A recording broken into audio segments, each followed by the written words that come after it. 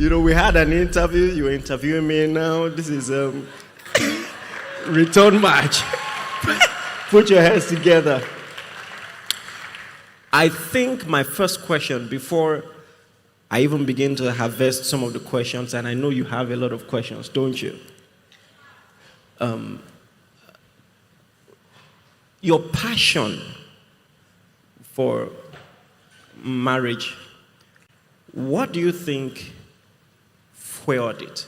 I mean, I think one of the things I find intriguing when you're talking about this is you could literally see that this is something you're passionate about. Where do you think that's coming from? I think largely I know what it feels to come from a place where it was not gotten right. And I know what I had to fight through life to get, which the institution should have provided. And in many of those struggles, it was a lonely walk. I could not find books and teachings that would address my situation. So I promised God, when I come out, nobody will need to struggle to get the information to come out. That is the reason why I'm doing what I'm doing. So that means books are coming. Yes. Lots of them. Put your hands together. My next question. You asked a very tough question, and I know that some people might have these thoughts and not know how to ask it. So you asked if marriage was like a subscription that you renew. If you had the chance, God gave you the chance to either remarry or not, will you want to? What about people whose answer is no at this particular time? I would ask you to say who, if that's you, because you will lie.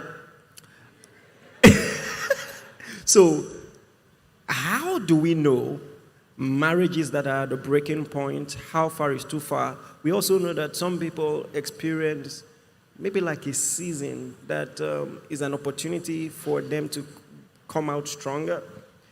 Unfortunately, sometimes it's make or mar. So, let me put it this way. A marriage that maybe started well and maybe hit a brick wall somewhere at the middle. What are the steps do you think? What are the signs that there's light at the other side of the tunnel, and what are the steps towards such a recovery? I mean, please help me celebrate Apostle. That's a very powerful question. Let me say this. First, the reason why many people don't get help around the area of marriage is for two things. Number one is the ego, that I don't need any external person to help me. Number two is the stigma the society places on that.